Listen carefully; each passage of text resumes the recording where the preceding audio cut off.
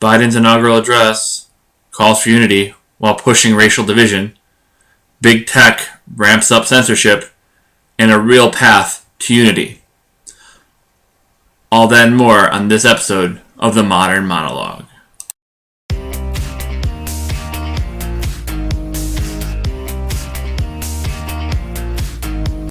This week we saw the inauguration of the 46th President of the United States, Joseph Biden, sworn in at Washington, D.C. The National Guard had 20+ thousand troops there to guard the Capitol, and needless to say, there were no shenanigans. There was nothing happened. Thankfully, it was peaceful, and the transition of power was peaceful, which was something that we were all hoping would happen, and thankfully it did. So, Biden's the new president, was sworn in here, said on January 20th as the 46th president, and he's gotten right to work. So, we're going to talk all about that here. We've got a few things to talk about. We'll start with the inauguration. In Biden's inaugural address, people were talking about how great it was and how amazing it was.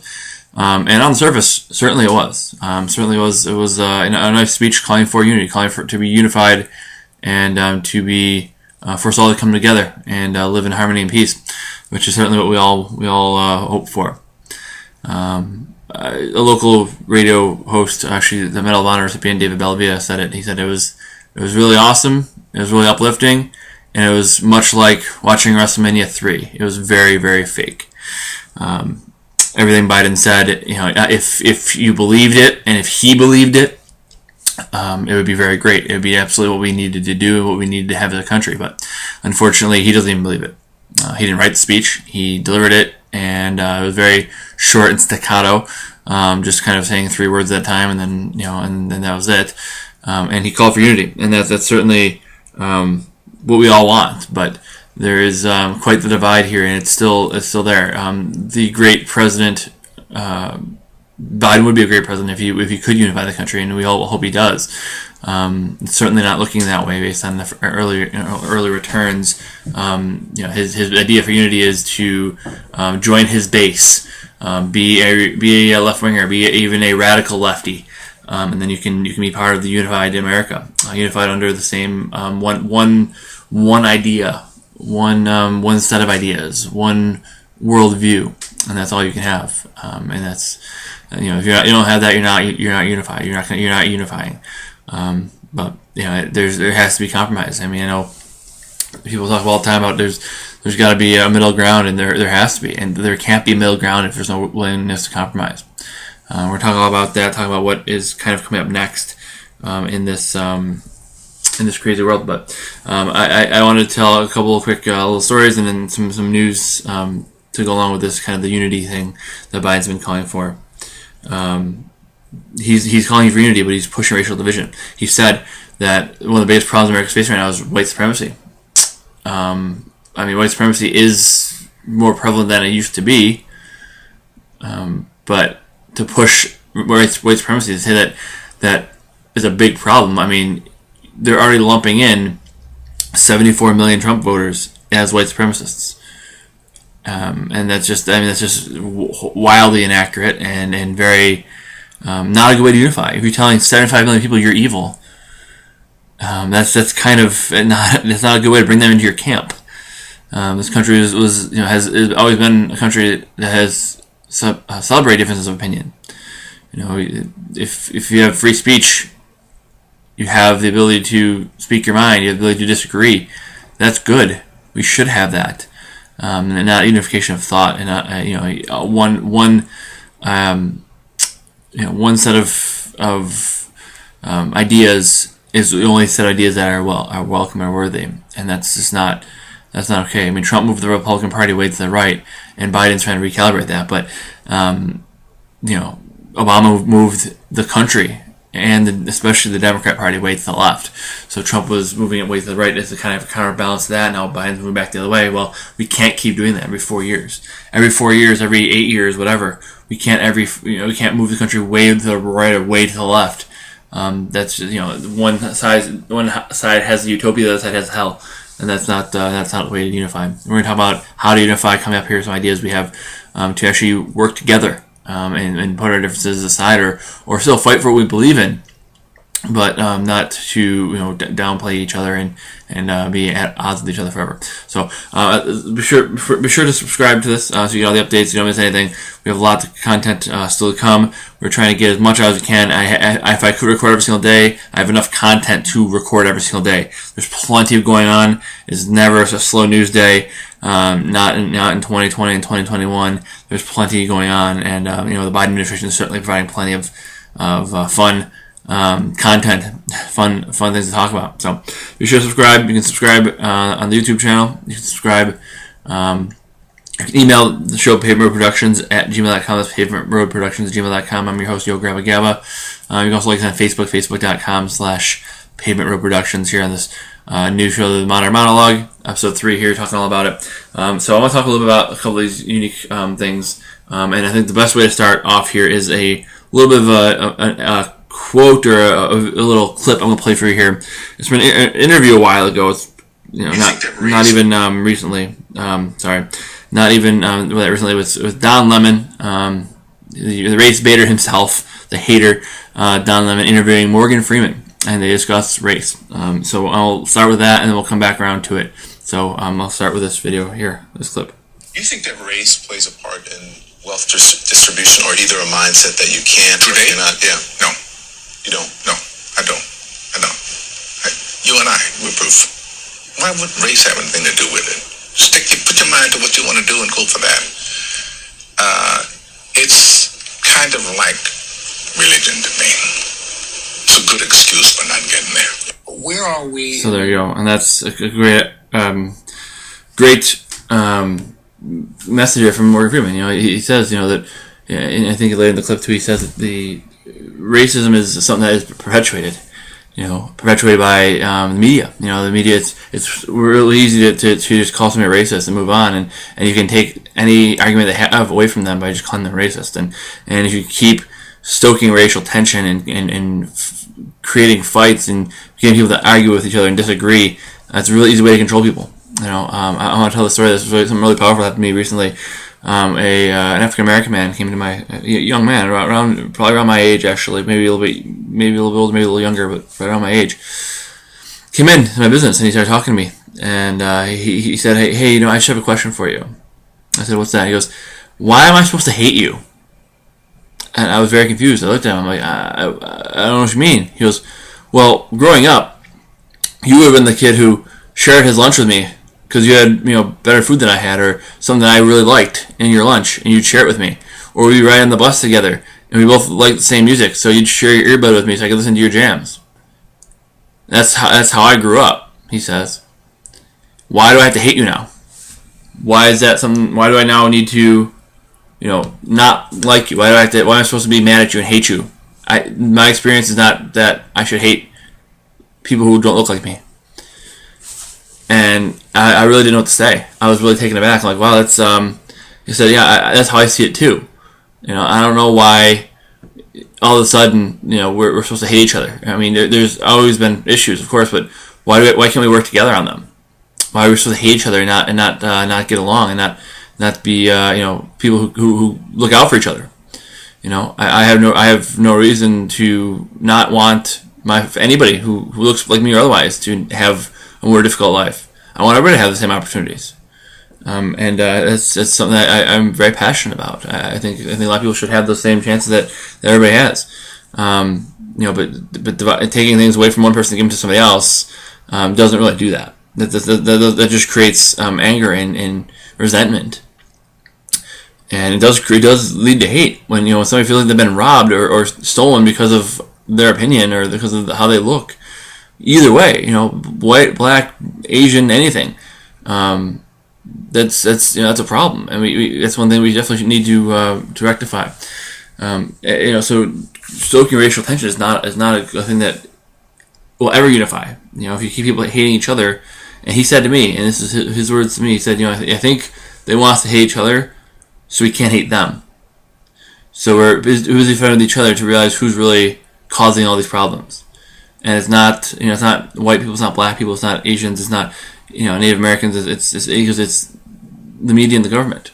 And the media The government wants us to be fighting with each other, so we can't look at what they're doing. They can sneak things through without us paying attention.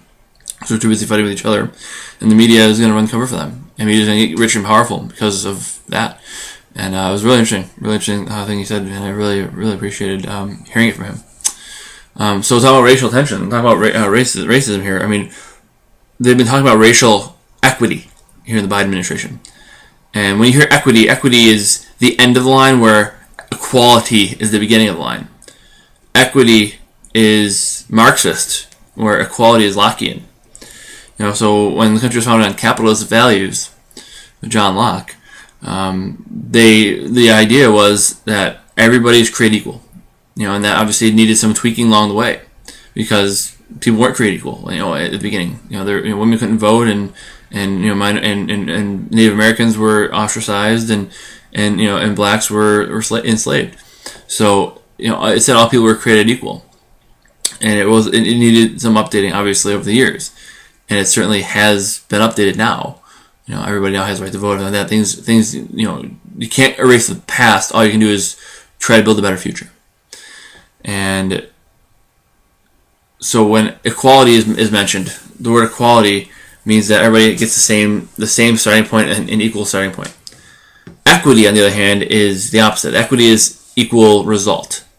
Kamala Harris, Vice President, has been talking about that a lot, and Joe Biden now has started to use that rhetoric a lot as well, saying that even if you're created equally, even if you're born in the same, or you're born in the same area, or whatever, if one person ends up ahead of the other by some circumstance, luck, skill, effort, none of that matters. If somebody acquired more than somebody else, they have equity that they don't deserve.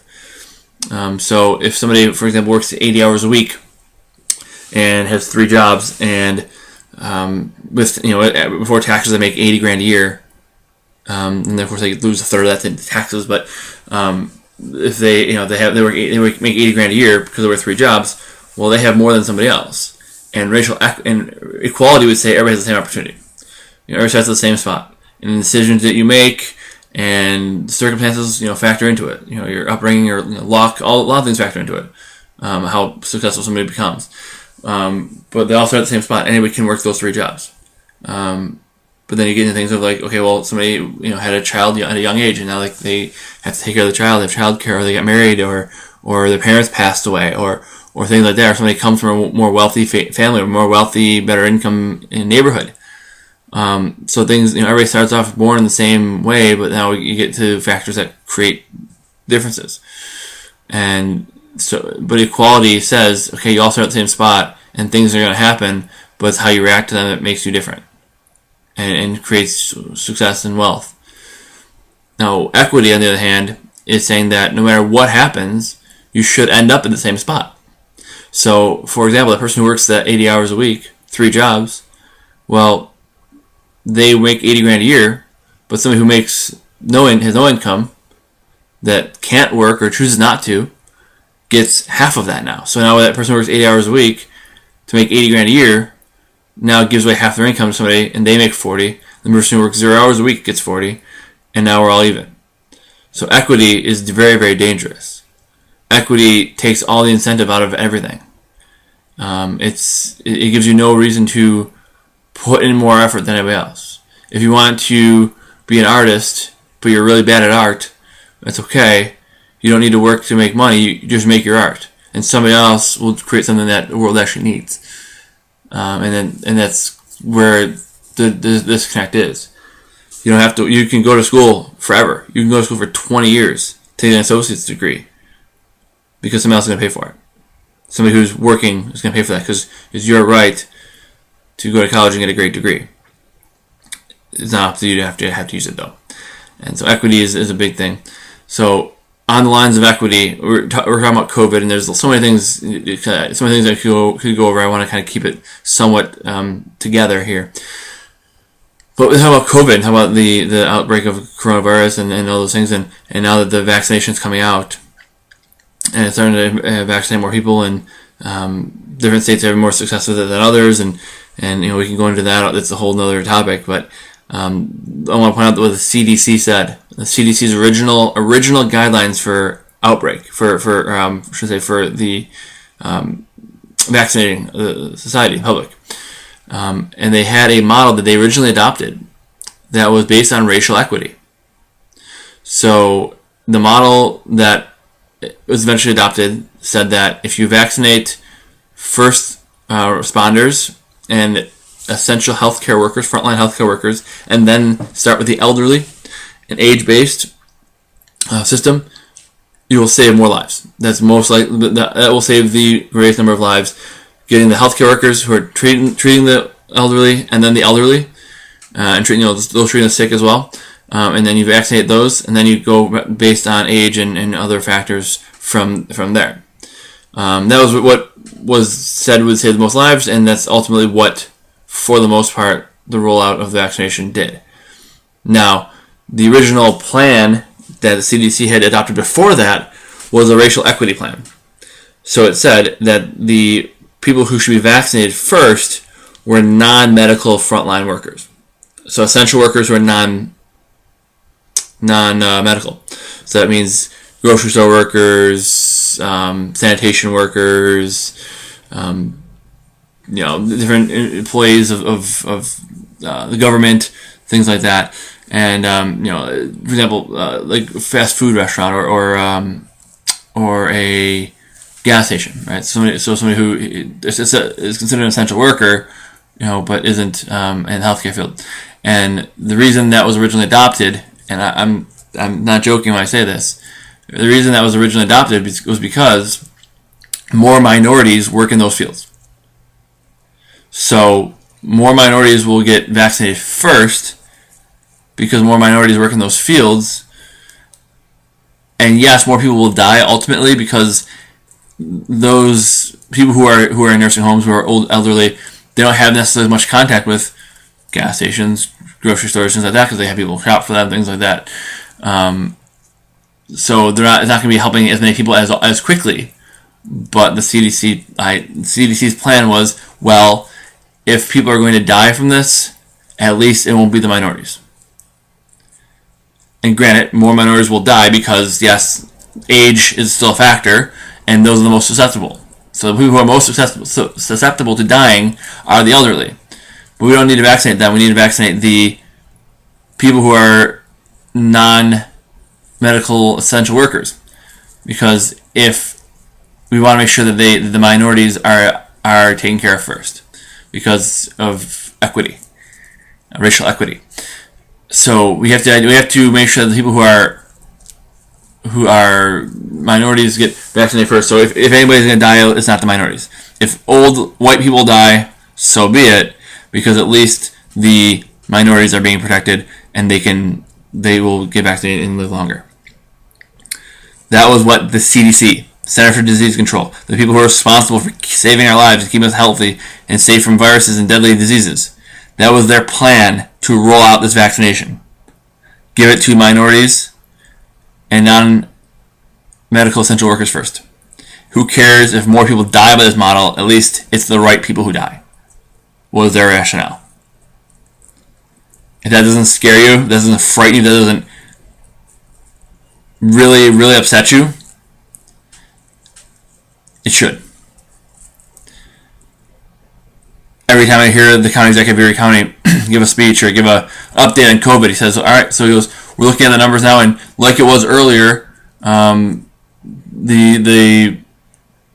positive cases and the death rate, and this area is this, and this is, here it's this rate here and this rate there, and whatever. And then he always makes a point to mention who is dying the most often now. He goes, well, when it was early on, it was mostly black and brown people.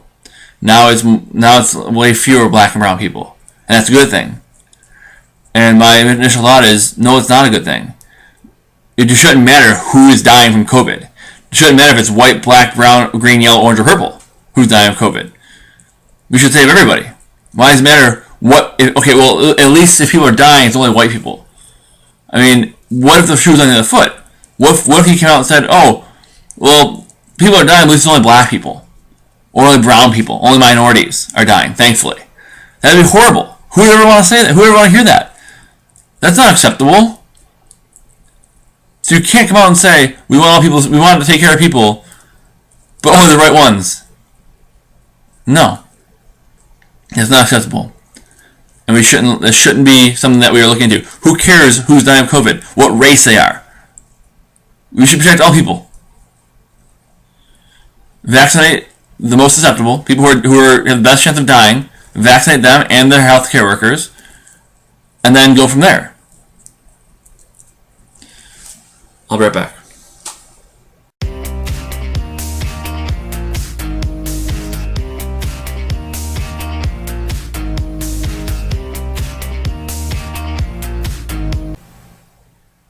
And we're back. So be sure to subscribe again, like I said, so you get all the updates. You can email me directly, pavementproductions@gmail.com.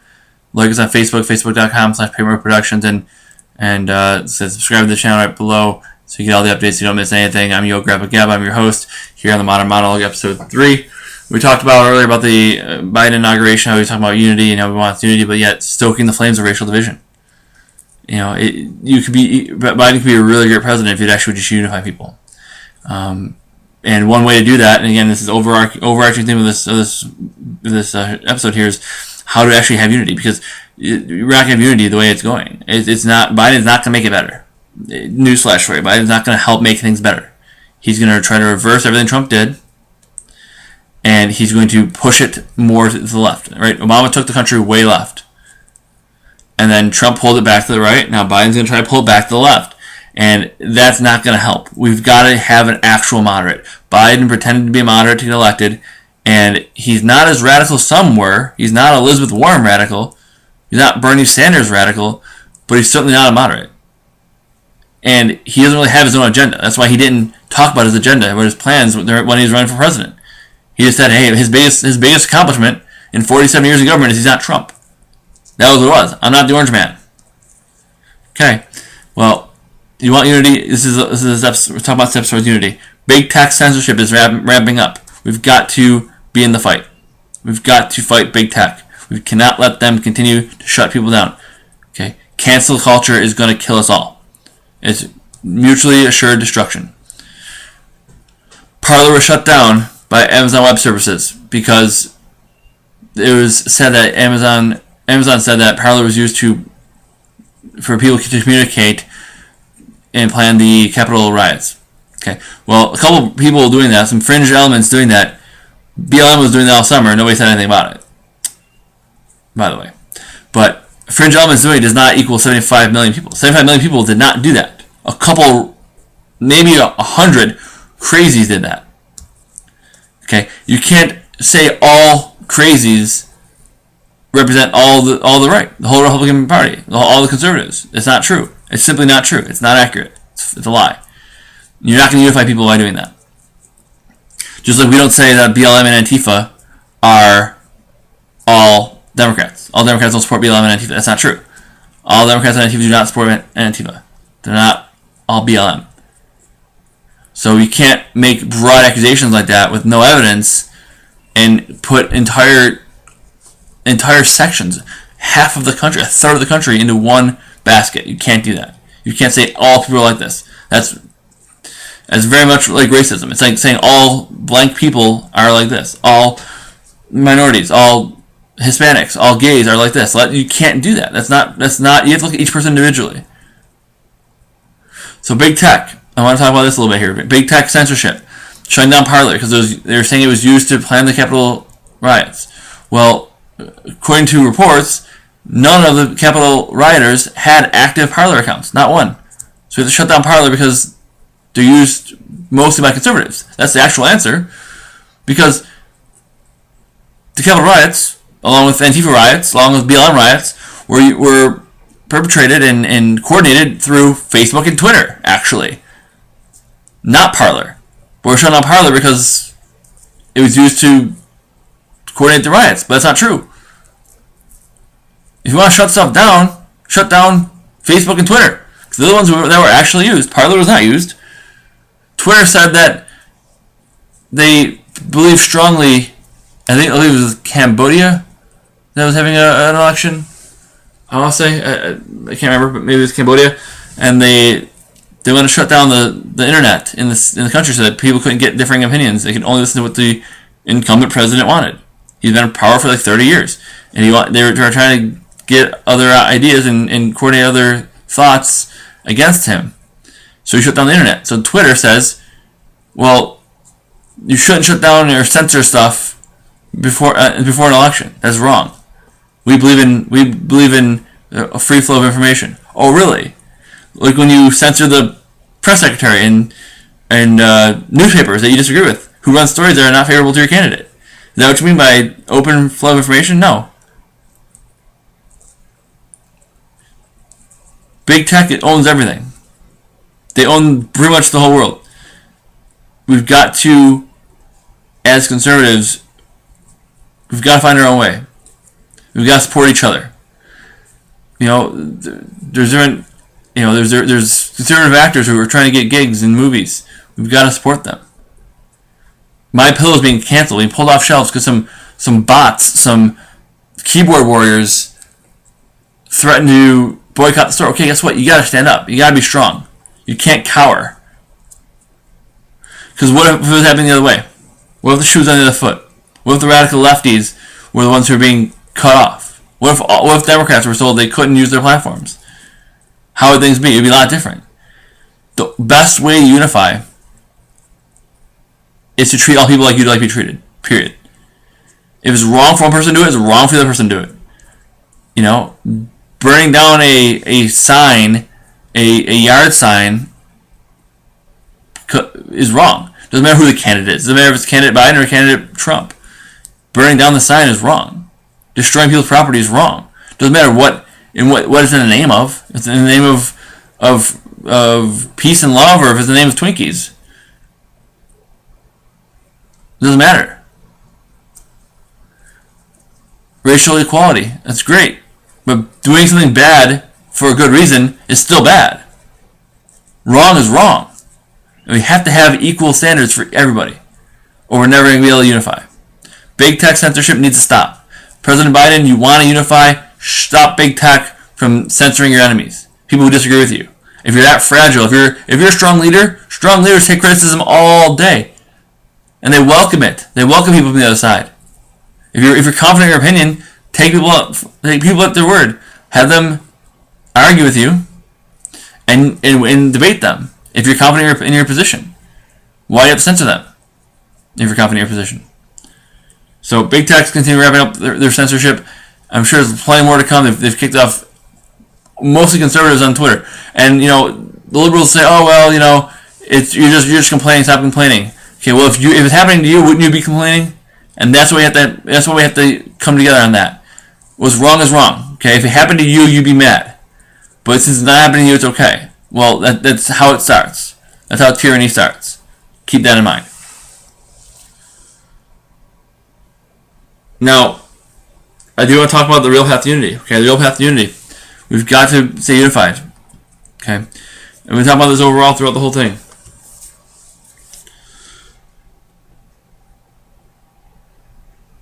The silent majority, by the way, big tech is actively silencing the silent. Let me say it again. The silent majority is being actively silenced. I believe Ben Shapiro said that, and it's true. If you have a difference of opinion, you're getting shut down. You're getting muted. You're being told that you're evil and you have hate speech. Well, everything you disagree with is not hate speech. You're not calling for violence. I've never called for violence. I think we should all get along.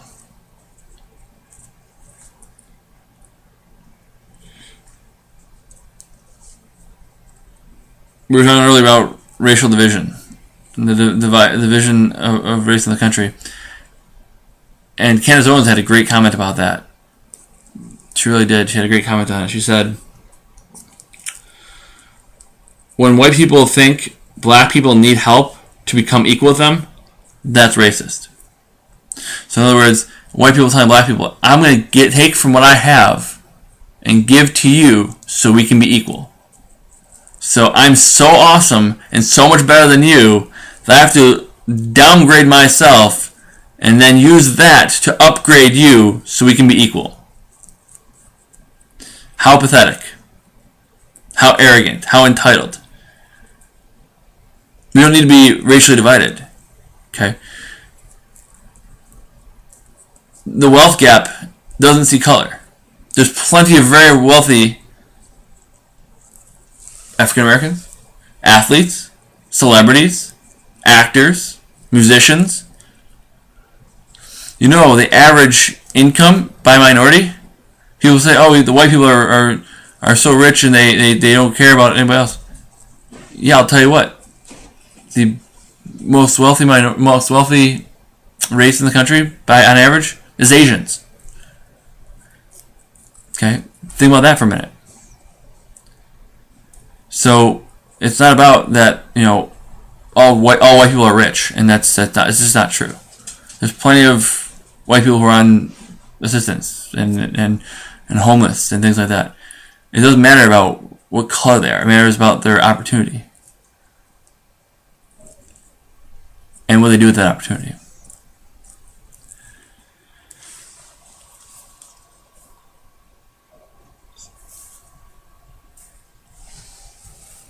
A path towards unity. We've got to see each other not as enemies, but as equals. Diversity. Okay? Diversity doesn't help anything. Diversity doesn't keep us together. Diversity actually does more to tear us apart. Diversity in thought is great. But if you promote somebody because of their race, because of their gender, because of their sexual orientation, you're not helping anybody. You're not helping that person, because people you leave with, I'm hiring the first ever transgender for the Health and Human Services. That's great, but what's their qualifications? Start with that. I've had every kind of person work for me. I've had thousands of employees in my career. I've had gay, straight, I've had black, white, Indian, Hispanic, Native American, you name it. I've had them all work for me, all of them, every kind. I've had transgenders work for me. And guess what? That doesn't matter. None of that mattered. I don't care about that. Do the job. Can you do the job? Can you do it well? If you do it well, that's all we need. That's what unifying is. Unifying is not, well, I disagree with you, so you can't speak. Or you can't argue with me because I'm a protected class. That's great, but can you do the job? It's recognizing what's really going on, recognizing the truth. The party of peace and love, make love not war, is becoming the party of hate. They voted for a candidate they didn't know anything about. They didn't know what his policies were. They didn't know where he stood on anything. They voted for him overwhelmingly because they hated the other candidate. Hated with a passion. He got COVID. They were saying they hoped he died. His brother died, and they said they wished it was him. That's evil. That's pure evil. That's hateful.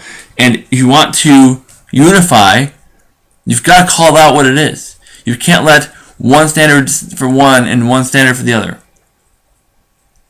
What's wrong is wrong. What's right is right. Storming the Capitol is wrong. Period. Every day, all day. Burning down businesses are wrong. Doesn't matter whose business it is. Doesn't matter, well, I don't like them, or it's a black-owned business, so we can't burn it down. No. What's wrong is wrong. And if you stop putting people in boxes and stop putting them all in the same, all white people are exactly the same. They all think exactly the same. Well, that's not true. You gotta see people for who they are. You can't judge people by how they look or how they act. You have to judge them by the content of the character.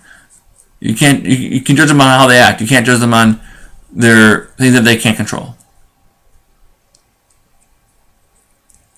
We can't just because a policy hurts a certain type of person doesn't make it right or wrong. It's because this policy hurts straight white men, so it's fine. No, it's not. Because imagine if it was on the other foot. Everything is relative. If the shoe's on one foot and you don't like it on that foot, well, guess what? If you wouldn't like it on your foot either. Okay? You wouldn't like it if it was unto you. So do unto others as you have done to you. That's the biggest way to unify. You know, it was election day, January 6th. The Georgia, or January, not January 6th, the Georgia runoff. I think it was the 5th, maybe the 4th of January. And, yeah, it was the 5th. And I was listening to Rush, and Mark Stein was filling in, I believe. And he had a caller call in, and the caller said that he was a Democrat, and he was hoping that Georgia went Democrat, both Senate seats, and the Democrats gain control of the entire House and the Senate. And Mark Stein asked him, he said, well, you realize if they do that, the policies they want to push are going to be very damaging. They're going to be very damaging to the country, going to be very damaging to the individual, very damaging to business, to the economy, to a lot of things. And the caller said, he said, that's good. I want that. I'm not voting for the Democrats because they're going to have good policies. I'm voting for them for revenge. And Mark Stein said, well, what do you mean? He goes, I don't care if the country suffers. I don't care if the policies hurt people, because I hate you more than I love me. Ladies and gentlemen, that was party of peace and love, make love not war. The hippie party is now the party of hate. And again, they're not all like that. That's not everybody. You can't put everybody in one basket. But until that is condemned, until that's wrong and point out for being wrong, then we're not going to get anywhere. Because if only one side is wrong, if we have to unify, because we have to unify around, we all agree on the same, we all have to agree on absolutely everything, or we're not going to unify. Well, that's not going to happen. We have to find middle ground. There's things we all have in common. There's people that would never probably get along in real life, but they have common ground, and that's how you unify. You don't unify around everybody has the same thoughts and opinions. That's not what you unify around. You unify around the fact that we're all in this together. We all want the same thing. We all want a better country, a better world. And if you vilify certain things and say, "Oh, that's wrong," but it's not wrong if you do it to the person who deserves it. Punch a Nazi. Well, punching anybody's wrong. Doesn't matter if they deserve it. Doesn't matter if they're a jerk. You don't know them. You don't know their heart. And guess what? White supremacy is wrong. But what percent of the country is actually white supremacists? They would like you to believe that it's 74 million people. Everybody who voted for Trump is a white supremacist. And that's just not true. There has to be two sides to every story. Unity won't come unless we all listen to each other. Biden says we must listen. Well, if you cut the person's tongue out, you're not going to be able to listen to them because they're not going to be able to talk. We must listen to each other, he says. Meanwhile, he signs off on conservatives being silenced on social media.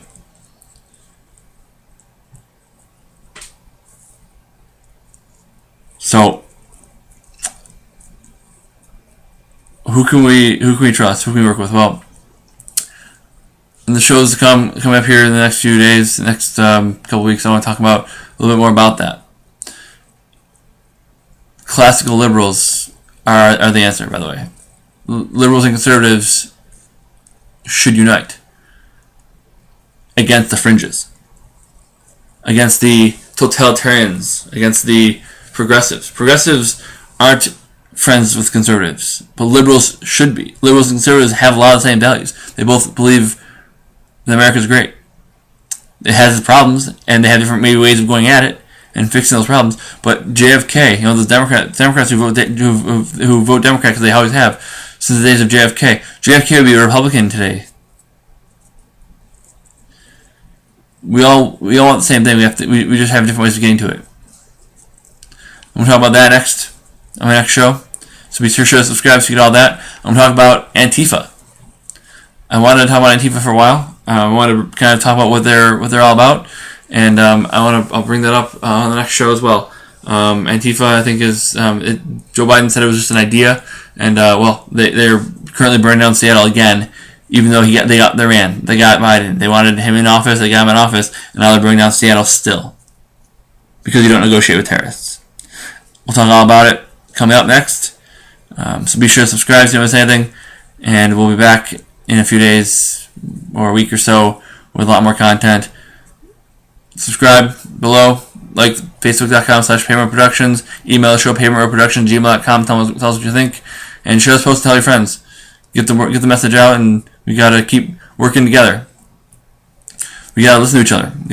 You can't just listen to what you believe. You have to listen to each other's opinions. You have to have tough conversations. That's the only way we grow. We can't hide in our shells and then argue and say that the other person's wrong. We've got to go to each other. Sit down in each other's home. You wanna know what Muslims think? You gotta go to a mosque. You wanna know what a Jew thinks? You gotta go to a temple. Go to them and listen. Don't Joe Biden listen and say I only listen to you if you agree with me, but actually listen. We'll start there. Speaking of listening, thank you for listening. There'll be plenty more to come. Be sure to subscribe so you don't miss anything. Subscribe right at the bottom of the channel there. And you can comment away, share the post, tell your friends, spread the word. We have a lot to talk about. We think we have a lot more in common than people think. Don't let anybody divide you or tell you that you have nothing in common with your fellow neighbor. We all have plenty in common. We're all the same people. We're all breathing the same air. So let's keep that in mind as we move forward here. You can also email the show. I'm YoGrabaGaba. You can email me, PayMoreProductions@gmail.com. You can like our Facebook page. We still have a Facebook account, Facebook.com/PayMoreProductions. That's Facebook.com/PayMoreProductions. A lot more to come. In the future episodes, we're talking about Antifa.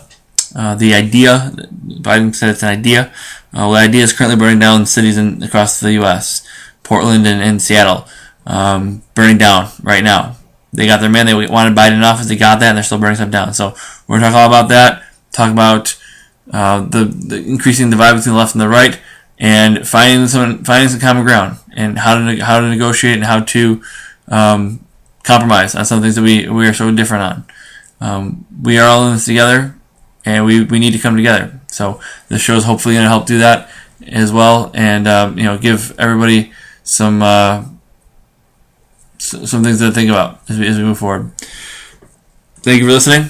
Thank you for being an awesome subscriber. Thank you for posting and sharing this post and telling your friends. And we'll be back soon. Love to get out more content as quickly as possible and keep them coming. So let me know what you think. Give me your feedback, and we'll definitely keep it coming and keep getting this stuff out to you guys.